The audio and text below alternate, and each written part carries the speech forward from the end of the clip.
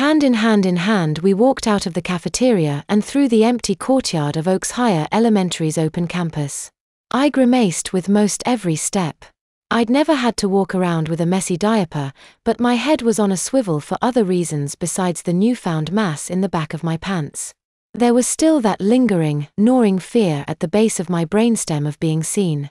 One of my old students would walk by and notice me again, rubbing salt in the wounds of my soul. Rationally speaking, I was likely drawing more attention to myself in the act of looking around. Rationally speaking, I needn't have worried.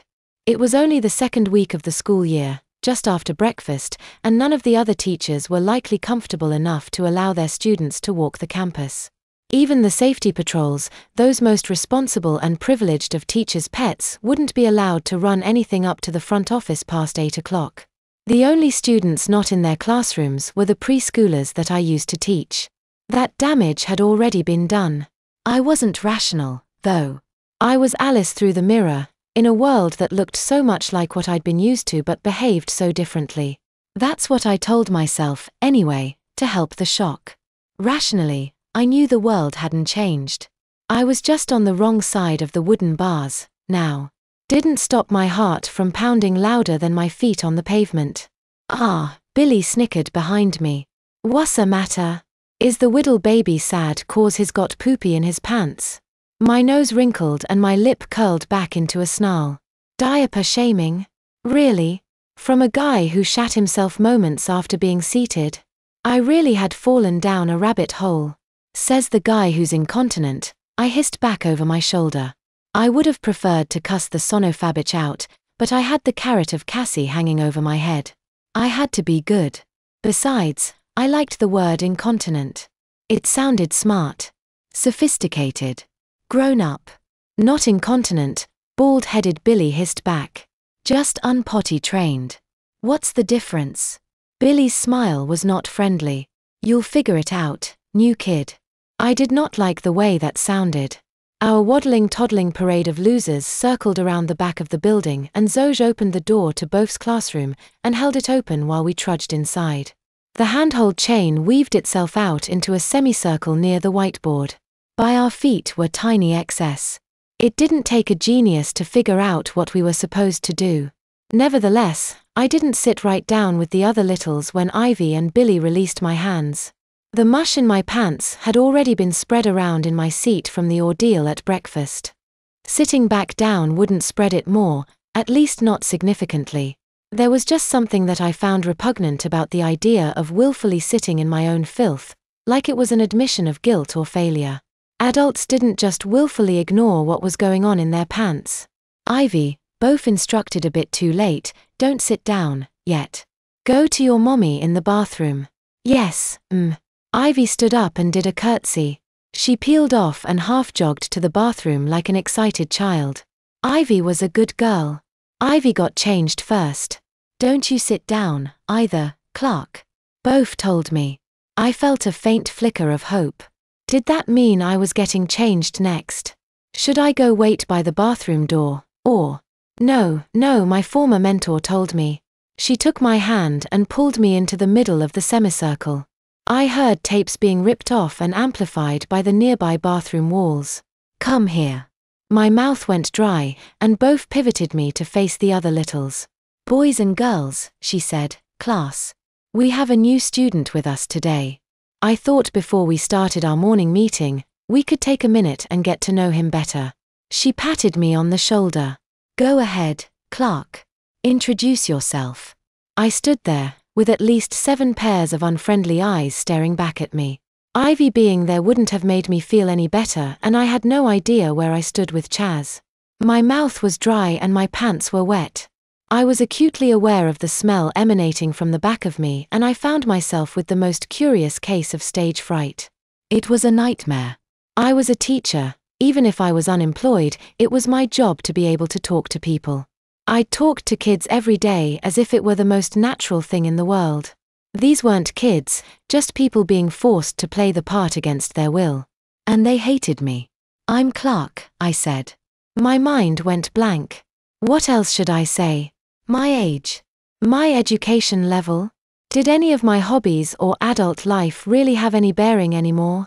Would talking about it even help my case, either with both telling Janet that I was good, or with my fellow classmates? I shuddered a bit. There's a reason why being called to the front of the class to give a report for a book you didn't study is a near universal nightmare.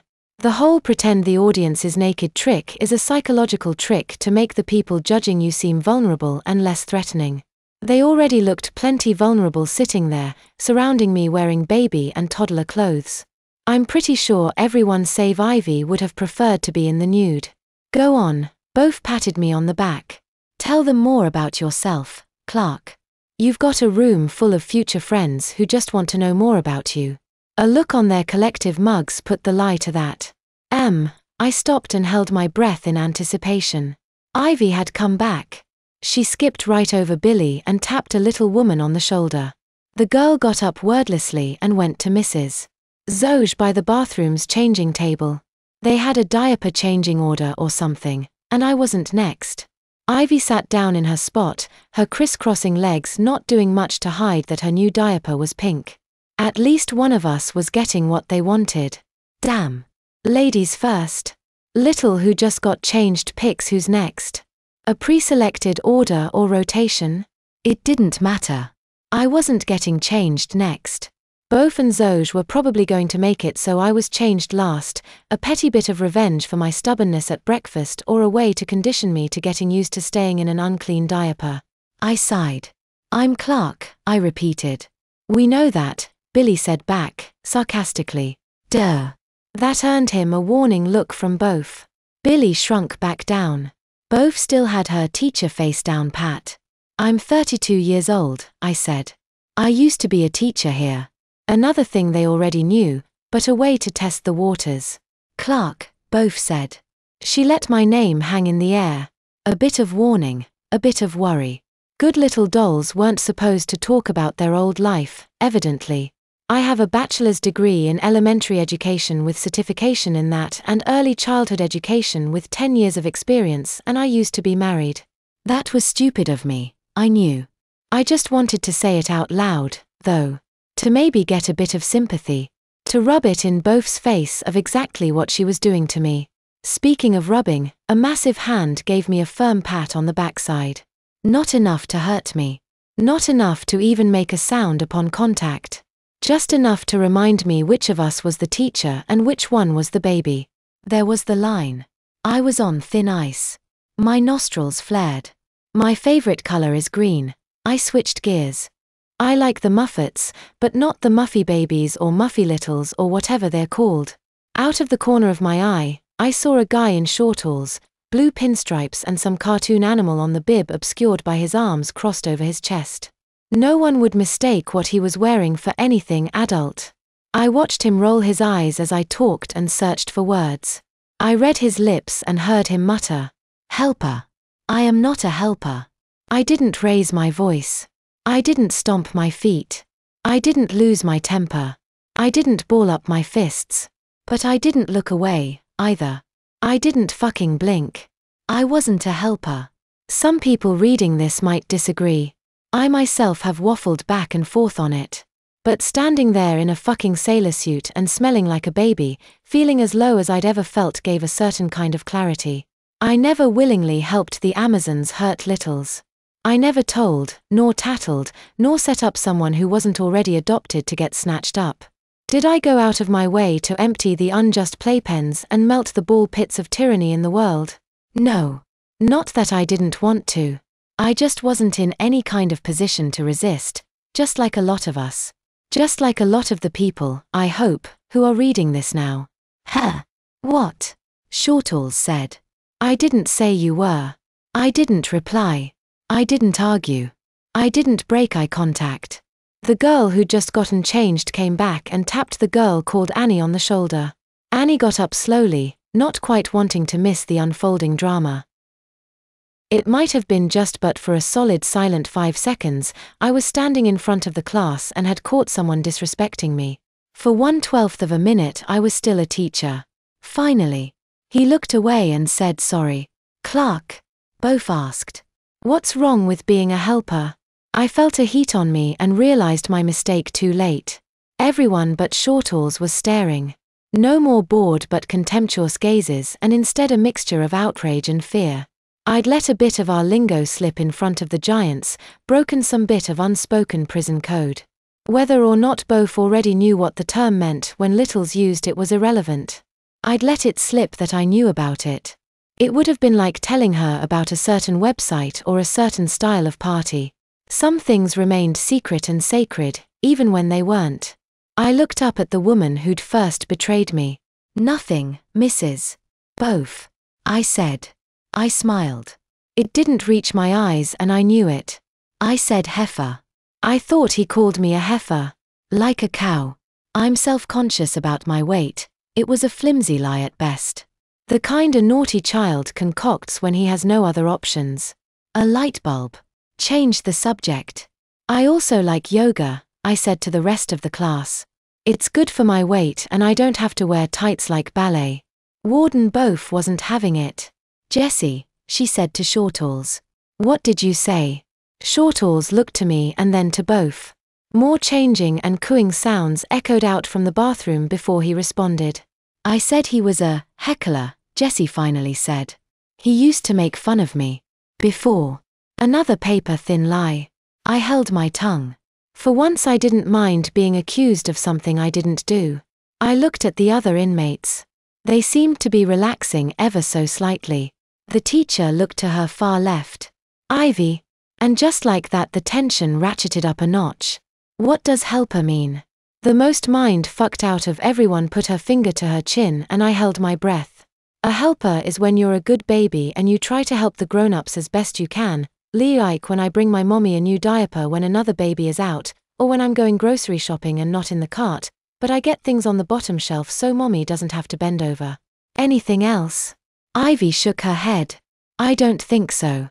I tugged on Boaf's pant leg. "Can I sit down, or get changed now, or..."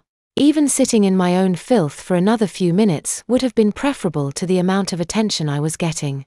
A hand shot up. "I have a question." It was Billy because of course it was. For Clark. "Go ahead," Boaf said. "Who's your mommy or daddy?" Billy asked. He looked at me. Unblinking. Staring me down. This was a trap. I felt Boaf looming over me from behind. I swallowed my pride. My mommy's name is Janet Grange. But I call her mommy. Annie's hand was next. She and Billy weren't done trolling. "What kind of diapers does your mommy put you in?" I winced. This was a hazing, a reminder to themselves and to me that I wasn't any better than them. Not anymore.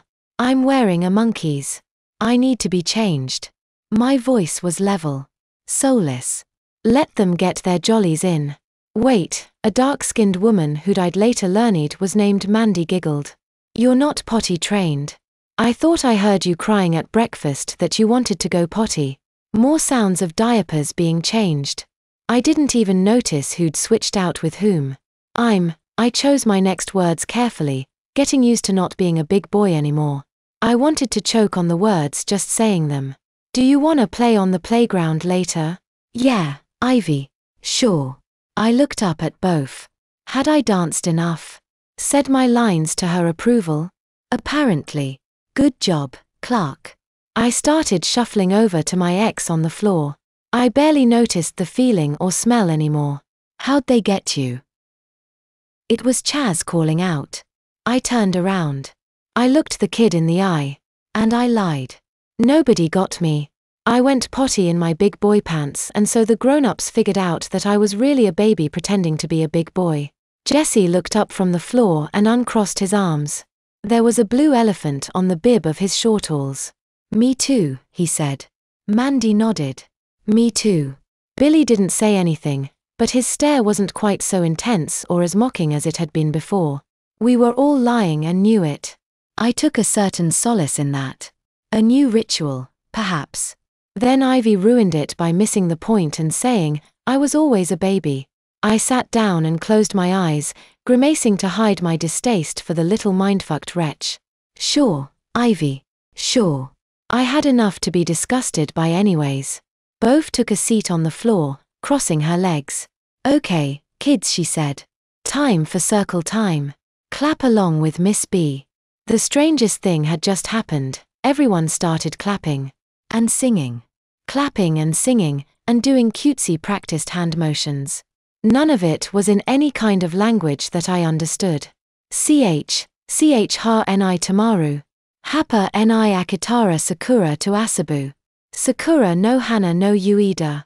Teishi shite saisei shite teishi. Not speaking a lick of Yamatoan, I had absolutely no idea what it meant. It could have been a morning greeting song, or a remixed lullaby, or a foreign radio jingle for all I could tell. But everyone else was singing it. They knew the lyrics if not the language. Both didn't speak a lick of Yamatoan as far as she told me, and so I assumed she was singing it phonetically. Of course, there'd been lots that she hadn't told me. All I could do in that moment was sit there in my messy pants and observe.